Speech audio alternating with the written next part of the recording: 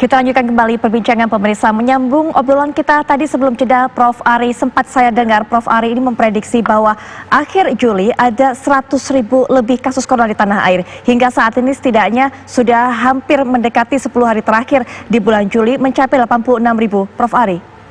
Ya, terima kasih. Saya sih ngitung itu simple aja ya. Jadi ketika bulan Mei, saya bilang waktu itu kan kita akhir April sekitar 10.000 ya.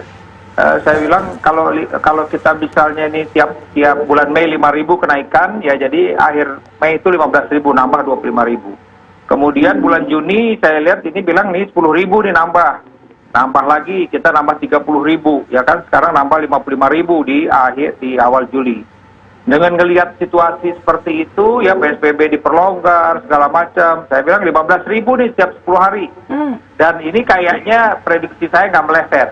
Di akhir Juli ini kan kita baru 19 hari ini. Ya, sudah mencapai angka 86.000. Jadi kita tinggal, kalau mau bilang aja 10.000 terakhir aja 15.000, itu udah bisa tercapai angka 100.000 itu. Jadi ini memang artinya begini, kalau kita lihat tadi ya kan perbandingan dari negara-negara tetangga ya, dengan China sendiri, tadi Prof. Hasbullah juga udah kasih gambaran. Kalau kita bilang proporsinya kita jauh lebih tinggi dari China, walaupun hitungannya sekarang kita baru melewati angka psikologisnya China gitu ya.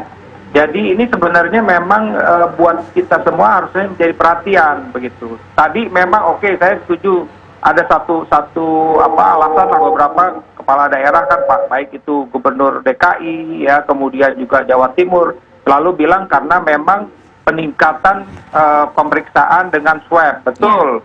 Jadi itu angka itu yang betul. Bahkan kalau kita memang ini mau benar-benar, ini sebentar lagi memang melejitnya luar biasa. Oke, hari ini kabarkan Jawa Timur sudah bisa periksa 4.000. Ya kita bisa bilang nih kalau memang masih sekitar positive rate-nya sekitar 10%, itu kan paling nggak dapat angka 400 misalnya. DKI sekarang ini kan lagi naik lagi nih sekarang DKI ya. Nah, kalau saya mesti bilang laporan dari teman-teman yang bekerja di rumah sakit, kondisi DKI betul memang itu juga berdasarkan active case finding ya. Tapi di satu sisi teman-teman juga sudah ada bilang nih, ini kita ruangan-ruangan kita udah penuh lagi nih dengan pasien-pasien. ICU juga sudah meningkat lagi nih dengan pasien-pasien gitu loh. Jadi ini warning sebenarnya gitu loh. Baik, Mas Pandu, kalau tadi sempat menyoroti dan juga mengevaluasi kinerja dari pemerintah yang hingga saat ini belum maksimal, bahkan juga belum memberikan message ataupun pesan kepada masyarakat apa yang harus dilakukan untuk mencegah dari penyebaran kasus corona ini. Rasanya masyarakat juga akan semakin pusing, Mas Pandu, ketika kemudian ada beberapa istilah OTG, PDP, ODP dan sebagainya yang tadinya masyarakat ini sudah belajar, kemudian pemerintah mengganti menjadi istilah-istilah baru, Mas Pandu.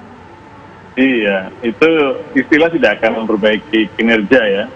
Jadi kalau Mas Ari tadi bilang bahwa dia menghitung simple, itu artinya tidak ada perubahan. Kenapa tidak ada perubahan? Karena nggak ada upaya yang lebih serius yang dari dulu sampai sekarang, dari bulan Maret sampai sekarang tuh masih kayak gitu-gitu aja.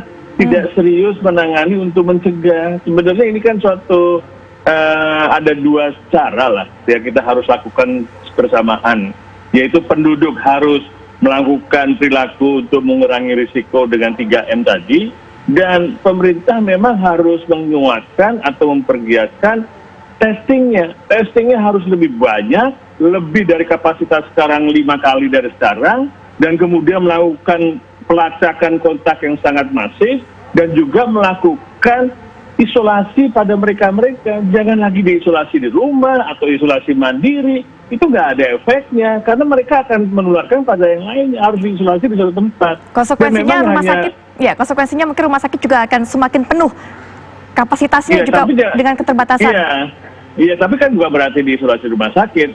Yang di rumah sakit itu mereka yang membutuh pelayanan. Diisolasi di ruangan bukan rumah sakit, di gedung-gedung atau di Wisma Atlet lah kalau di Jakarta, di Wisma Haji atau banyak tempat-tempat yang kita bisa pakai. Itu yang paling penting, karena dengan kombinasi itu seharusnya kita bisa menekan penularan. Satu, isolasi, mendeteksi orang yang dengan positif, yang satu lagi penduduk melakukan perilaku-perilaku yang mengurangi risiko penularan. Itu yang paling penting, karena sudah diizinkan melakukan pergerakan. Pergerakan ini yang membuat memang naik, dan dan tidak ada upaya pencegahan yang serius. Iya, baik. Tidak ada upaya pencegahan yang serius, Prof. Tabrani, masih begitu-begitu saja. Penilaian Prof. Tabrani sendiri, termasuk juga bagaimana kinerja gugus tugas hingga saat ini? Ya, saya kira ini kasus, kalau saya lihat bandingkan, ya tadi kita singgung soal tes, saya sudah banding-bandingkan. Per hari ini, dari yang dites positif, Indonesia itu 7%. Kalau Cina 0,1%, Mesir 64%, kita kayaknya teman sama India 8%, Thailand, Korea 1%. Jadi kalau yang dites kita sampai 10 juta, kasus yang ada di kita 700 ribu. Persoalannya berapa yang sebenarnya ada di masyarakat, ini yang kita tidak tahu. Yang muncul di permukaan itu kita sebut fenomena gunung es. Ya, bisa jadi sebenarnya kasus kita bukan 86 ribu nih, bisa jadi 700 ribu atau 800 ribu, cuman karena belum dites semua, jadi nggak ketahuan. Nah, apakah ini tugas gugus tugas punya tugas untuk merumuskan, membuat policy umum yang ngejalanin pemda-pemda, ya kan? Karena gugus tugas nggak punya aparat di daerah. Yang membuat orang-orang bisa disiplin adalah tugasnya pemda-pemda. Nah, bagaimana koordinasi pemda-pemda ini yang menjadi faktor menentukan. Karena kalau pemerintah saja, pemda saja juga nggak bisa kalau masyarakatnya nggak bisa disiplin.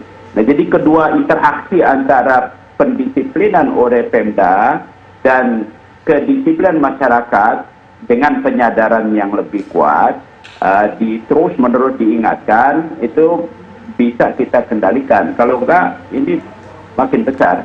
Ini jumlah segini ini hanya karena jumlah tesnya aja yang kita cuma 1,2 juta orang. Ya. Baik. Prof. Ari Fahrial, mungkin singkat untuk mewakili para tenaga medis, apalagi tadi sudah bercerita, saat ini kemudian ruang-ruang di berbagai rumah sakit sudah penuh kembali. Prof. Ari. Ya, ini terus terang saja, saya sih tolak ukurnya begini, ketika ada dokter yang meninggal itu jadi contoh. Jadi kemarin baru saja dokter penyakit dalam meninggal di Sumatera Utara. Kemarin juga ada beberapa dokter. Itu jadi parameter. Saya bilang saya simpel aja deh ngomongnya. Ketika ada perawat atau dokter meninggal, ini ada problem berarti di dalam jumlah pasien yang meningkat tersebut gitu loh. Dan satu hal lagi mungkin saya rasa memang benar ini kita, karena sekali lagi memang kita mesti mencari kasus ini sebanyak-banyaknya, dan ketika ada kasus benar isolasi udah itu nggak ada jalan lain gitu loh. Saya ingin mengkritisi, artinya ingin mengkritisi ini ya, bahwa rapid test itu memang segera harus kita mesti bilang bahwa itu bukan untuk diagnosis gitu loh. Karena ada satu cerita pasien itu rapid test negatif, tapi klinisnya memang dia positif, akhirnya dia menjadi sumber penularan, anaknya ketularan. Ketika anaknya ini merasa si bapaknya negatif, anak ini jalan-jalan satu mobil gitu sama teman-temannya. Akhirnya 5 orang di mobil tersebut, 3 orang positif. Nah kan kayak gini-gini kan sebenarnya konyol gitu loh. Maksud saya hal-hal yang kita bisa cegah. Prinsipnya semakin kuat kita mencegah orang untuk tidak positif, itu sebenarnya upaya kita untuk menekan jumlah tersebut. Tapi kalau ini tidak dilakukan ya susah. Kemudian law enforcement. Nah, tadi barusan saya dengar Pak Gubernur Jawa Barat bilang akan memberikan sanksi apabila tidak masker. Nah, itu jangan asal ngomong. Artinya benar-benar disanksi 250.000, 250.000. Sekarang kalau orang itu nggak punya duit 250.000 mau diapain gitu. Nah ini yang kadang-kadang pejabat ngomong tapi kenyataannya orang masih lengkang kangkung aja nggak pakai masker.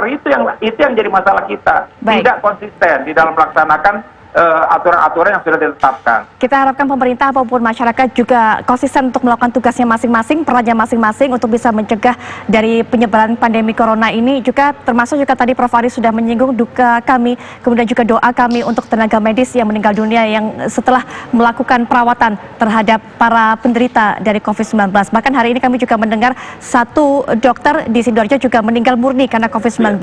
Baik, terima kasih untuk waktunya Prof. Ari Fahrial, terima kasih juga Prof. Hasbullah Tabrani, Mas Pandu Riono juga terima kasih untuk waktunya berkenan bergabung dengan kami. Selamat melanjutkan aktivitas kembali. Dan pemirsa, perbincangan tadi sekaligus juga menutup jumpa kita di Apa Kabar Indonesia Malam Akhir Pekan. Kami akan kembali esok 18.30 waktu Indonesia Barat. Jangan sampai Anda lewatkan. Saya Putri Viola pamit, selamat malam. Sampai jumpa.